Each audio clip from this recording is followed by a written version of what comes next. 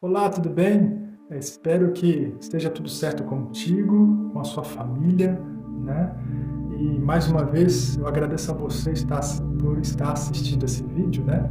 Eu queria comentar com você agora rapidamente, refletir um pouquinho aqui no capítulo 6 do livro de Gênesis. A gente tem procurado aqui a cada dia fazer um vídeo que possa incentivar você a estudar a Bíblia e ter o seu momento especial com Deus, tá? Se assim nós conseguirmos, se esse canal conseguir levar você a ter o seu momento com Deus diariamente, esse é o propósito, a gente conseguiu alcançar esse propósito do canal, que é manter você conectado à videira, todos os dias, tendo o seu momento com Deus. E eu aqui até quero apelar ao seu coração, porque o nosso estudo da Bíblia, a nossa busca, né, por Deus, ela é importante em dias bons que a gente está vivendo, sim, em todos os momentos. Mas você vai ver a diferença que vai te fazer nos momentos difíceis, porque é nos momentos difíceis que nós vamos experimentar a fé a qual nós cultivamos. Então, nos momentos difíceis, de crise, a gente não tem prazer de estudar a Bíblia, de buscar o Senhor. Mas se você fizer nos momentos bons, nos momentos que você está bem, ter o seu comprometimento com Deus, você vai perceber que nos momentos mais difíceis da história da humanidade, de crise, você vai passar fortalecido, você vai fazer boas escolhas, você vai agir com sabedoria, você vai desviar daquilo que possa te fazer mal para você, para o seu casamento, para os seus filhos. Por quê? Porque você aprendeu a desenvolver um relacionamento com Deus. Então você precisa disso, eu preciso disso, porque nós temos os nossos altos e baixos na fé, sabe? Eu tenho meus altos e baixos. Você acha que todos os dias eu gosto de estar estudando a Bíblia? Por mais que eu ame estudar a Bíblia, mas tem momentos difíceis também. A gente não tem prazer, a gente não quer nem orar, né? Mas são os momentos bons que você desenvolve, busca relacionamento com Deus, que quando chegar esses momentos de crise, que você está meio desanimado, aqueles momentos bons que você buscou o Senhor, vai te potencializar, vai te dar força, vai te dar vigor espiritual para assim buscar o Senhor. E um outro ponto muito importante aqui é que a nossa busca por Deus, ela é racional. Porque se a gente deixasse se levar somente em buscar ao Deus pelos sentimentos, os nossos sentimentos nem sempre vai ser sentimentos que a gente pode confiar, não é? Nosso sentimento, muitas vezes, nos engana. Então a gente precisa pensar, assim como eu preciso se alimentar todos os dias, senão não fico de pé, assim como eu preciso respirar todos os dias, senão eu não vivo, assim também eu preciso estudar a Bíblia todos os dias. Eu preciso orar todos os dias, porque senão eu não fico também de pé, senão o nosso casamento não fica de pé, senão os nossos filhos não ficam de pé, nosso trabalho, nossos planos, a nossa vida espiritual, principalmente a esperança da volta de Jesus. Também eu convido a você cada dia a ter esse momento com Deus, tá? E o capítulo 6 fala um pouquinho sobre o gênero humano, né? A corrupção do gênero humano. A gente percebe lá o capítulo 4 falando um pouquinho sobre os descendentes de Caim, a história de Caim e as ações dos descendentes de Caim. O capítulo 5 vai falar um pouquinho dos descendentes de Adão, que nós vimos lá, e falou das ações dos descendentes de Adão. Só que agora há uma reação, mas agora há uma reação de Deus, que está aqui no capítulo 6. Bom, Deus providenciou para os seres humanos tudo que eles precisaram, tudo que eles precisassem, né, para fazer boas escolhas, para viver bem, para poder ter famílias felizes, para ter um ambiente ideal para viver. Só que os seres humanos têm algo que Deus presenteia a todos nós e respeita, que é chamado de livre-arbítrio, ou seja, você pode escolher viver segundo as vontades de Deus ou viver segundo as vontades da nossa carne. Lembra que eu falei da natureza pecaminosa? Nós temos essa natureza que a todo tempo está se gladiando, tendo uma batalha com os desejos de Deus, com os desejos espirituais. Só que Deus, além de providenciar tudo isso que a gente precisa para viver uma vida feliz, de fazer boas escolhas, ter paz em nosso coração, mas com as escolhas que Deus nos dá, as oportunidades que Deus nos dá, tudo que Ele providencia, se não sai de acordo com a vontade dEle, Deus então ele tem que fazer alguma coisa, Ele tem que reagir. E se você olhar para o verso 5, do capítulo 6 de Gênesis, vai falar que viu o Senhor. Várias vezes essa expressão viu, nos contextos, principalmente no contexto aqui de Gênesis 6, ela está relacionada que quando Deus vê, Ele age. Então, quando Deus ele viu algo, é porque Deus está agindo. E é o que Deus aqui teve que fazer no capítulo 6. Ele viu que as escolhas dos descendentes de Sete, que foram os descendentes que buscaram a Deus, começaram a buscar o Senhor, e as escolhas dos descendentes de Caim, estavam todos eles se corrompendo, a tal ponto de que Deus percebeu que se ele não fizer alguma coisa, os seres humanos iriam se autodestruir. E é isso que o pecado faz, Ele nos autodestrói. Então Deus, por sua misericórdia e tua justiça, Ele teve que agir. E aqui no capítulo 6 diz que Deus, versículo 6, Deus se arrependeu. Essa palavra arrependeu aqui, a palavra Nacham, ou Naham, é uma palavra que está descrevendo aqui uma tristeza profunda, uma tristeza de luto. Sabe aquela tristeza quando você perde alguém? Aquele momento de luto seu? Essa mesma tristeza aqui, dessa palavra se arrepender. Deus se arrependeu profundamente pelas escolhas que os seres humanos estavam fazendo. E agora ele tinha que decidir fazer alguma coisa. E aí você vai ver que aqui no capítulo 6, versículo 7, Deus resolveu então fazer desaparecer da face da terra o homem.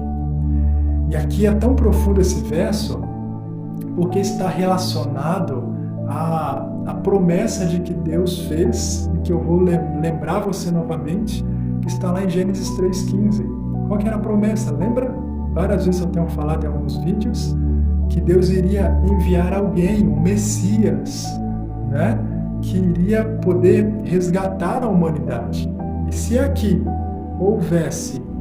não houvesse alguém que poderia de alguma forma colocar a sua vida à disposição de Deus para que Deus cumprisse essa promessa, a humanidade não iria existir. Eu não estaria aqui hoje, você não estaria aqui hoje. Mas louvado seja Deus, porque em meio a tantas corrupções, em meio a tantas escolhas ruins da sociedade, Deus sempre tem os seus filhos fiéis. E aqui, no capítulo 6, há um homem fiel, chamado quem? Chamado Noé. E aqui diz a Bíblia, no capítulo 6, versículo 9, que Noé era um homem justo, íntegro, entre os seus contemporâneos. Noé andava com Deus. E quando você lê esse verso aqui, parece ser simples, Mas, na verdade, esse Noé era justo. Pensa, você viver num mundo que exigia de Noé assumir uma atitude simplesmente determinada. Imagina, você olha ao seu redor, todo mundo faz o que é errado. Todo mundo faz o que não devia. E você tem que assumir agora uma posição. É como você nadar contra a correnteza. É o que Noé estava fazendo. Noé estava nadando contra a correnteza, sabe? E todos aqueles que nesse mundo atual desejam viver os planos de Deus, eles vão nadar contra a correnteza. A gente vai perceber isso. Todo cristão que serve ao Senhor, né, que deseja, dedica a sua vida a Deus, tem as suas lutas e dificuldades, nadam contra a correnteza. Por quê? Porque aqui em Noé, nos dias de Noé, o mundo estava corrompido. O mundo não estava totalmente depravado. Aqui os filhos de Deus, que eram os descendentes de Sete, e os filhos dos homens, que eram os descendentes de Caim, estavam se corrompendo cada vez mais. O casamento ficou banalizado, o corpo ficou banalizado. O próprio Jesus, lá em Mateus 24, vai dizer que ele virá, assim como foi nos dias de Noé. Comiam, bebiam, casavam-se, davam-se casamento. E aqui o contexto descreve exatamente o contexto que nós vivemos hoje. As pessoas não mais se importam, né, com os casamentos, pessoas casam, descasam. E por que isso acontecia aqui nos dias de Noé? Porque diz a Bíblia, no capítulo 6, versículo 2, que os homens, os filhos de Deus, olhavam, via os filhos dos homens, os descendentes de Caim, que eram formosos, ou seja, as escolhas deles eram pela aparência. As escolhas deles eram a aparência. Então, se aquela pessoa agradava aquele homem, ou aquela mulher agradava aquele homem, ou aquele homem agradava aquela mulher, eles não tinham algum tipo de relacionamento. E você sabe que um relacionamento baseado em aparências, você sabe muito bem que não vai muito longe. Não vai muito longe. E aí, aquilo que Deus sempre proporcionou e desejou para a sociedade, o casamento, né, começou a ser banalizado. O corpo, a vida diária, as pessoas comiam, bebiam, não se importa mais com o corpo, que a Bíblia descreve que é o santuário de Deus, é a habitação do Espírito Santo, né? E aí as pessoas se alimentam de tantas coisas. Isso aqui era também no contexto dos dias de Noé, e é o contexto que nós estamos vivendo hoje também.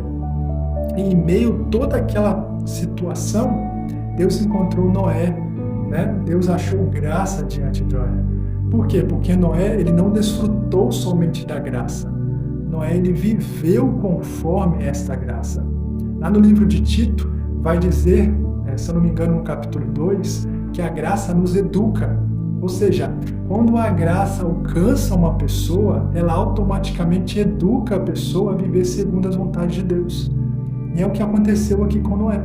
Noé foi alcançado pela graça do Senhor, e a graça foi moldando a vida dele e foi levando a ele a ser uma pessoa totalmente diferente nos dias a qual ele viveu aqui, de tamanha corrupção dos seres humanos.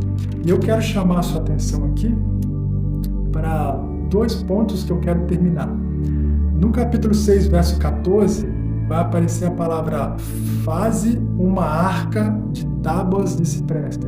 Ou seja, Deus começa a dar uma orientação a Noé para fazer uma arca, a qual Deus, por meio da arca, ia salvar todos aqueles que aceitam a salvação.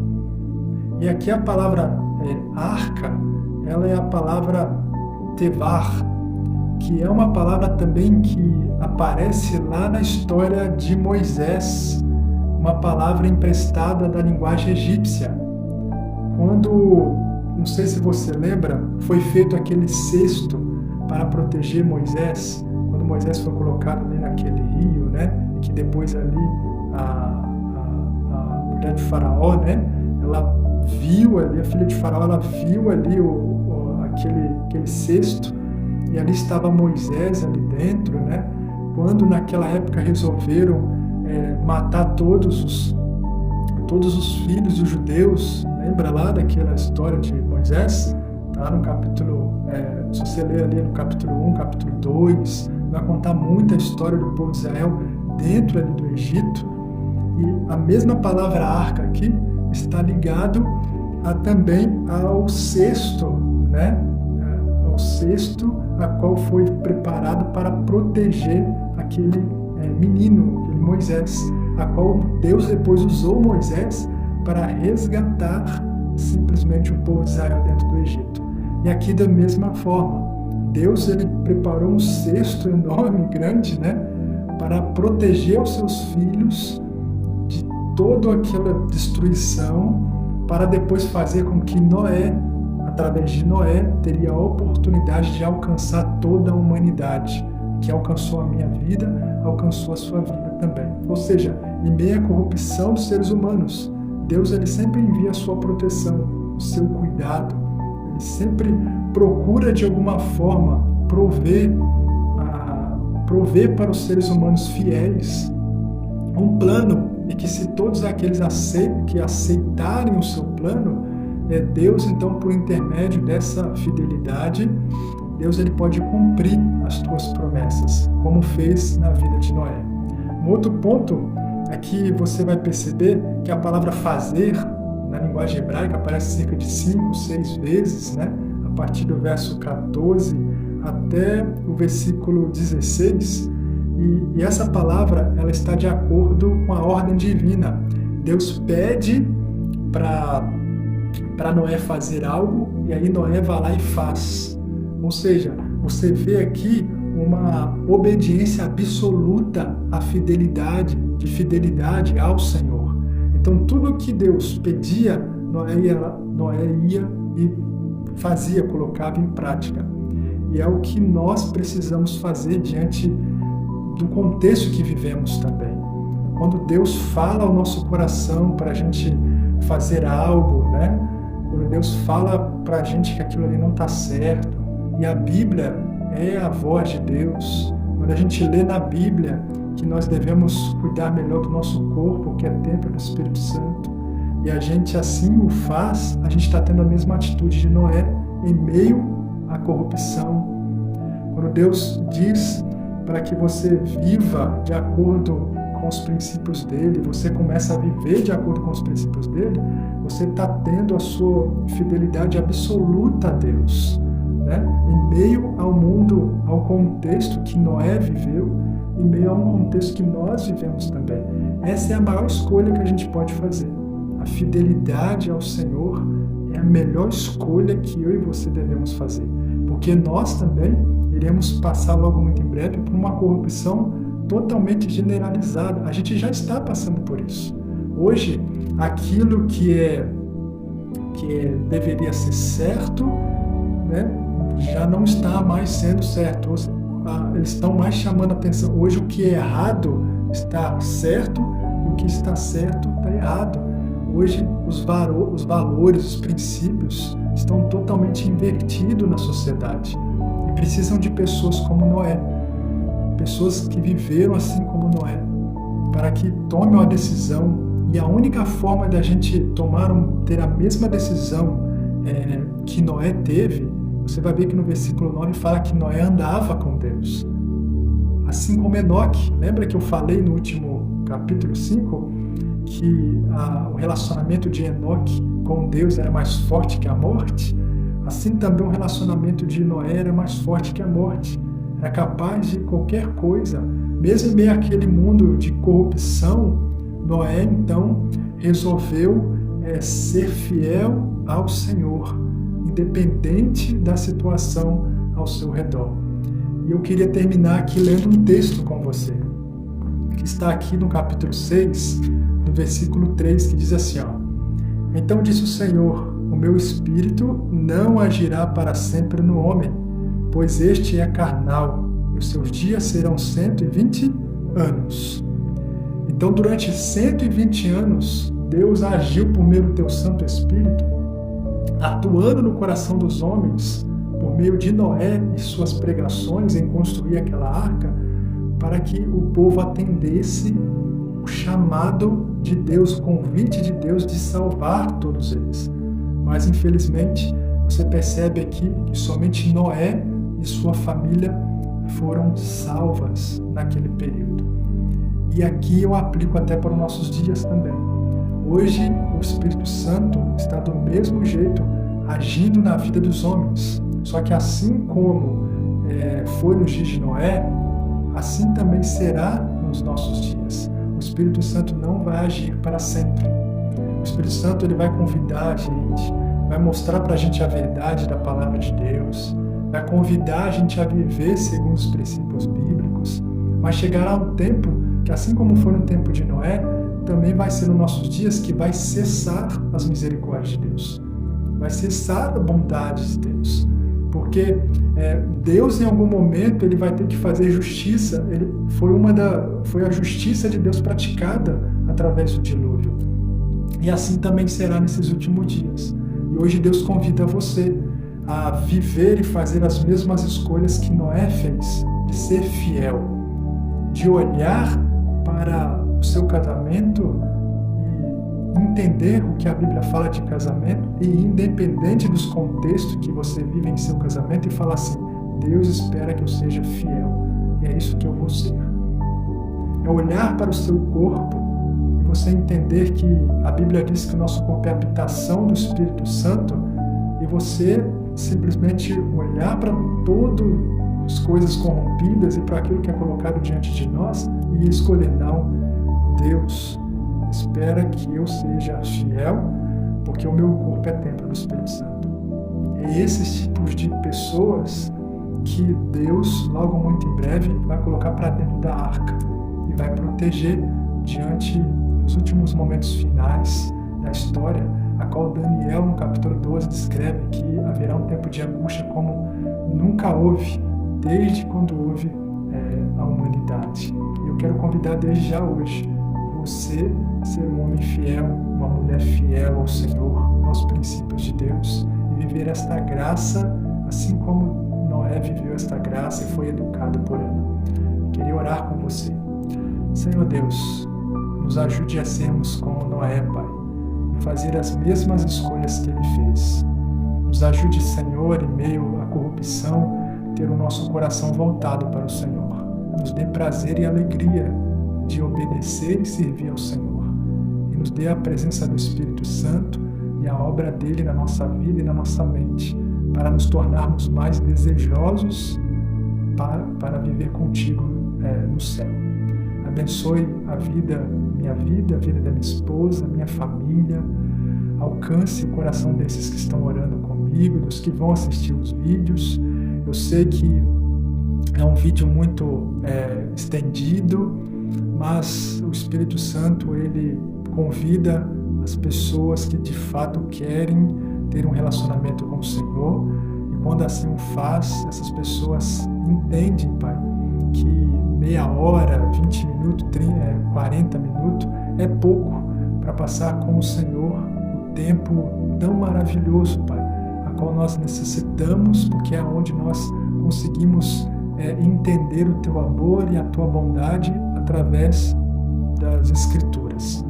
Fique conosco, Pai. É o que te pedimos, te agradecemos em nome de Jesus.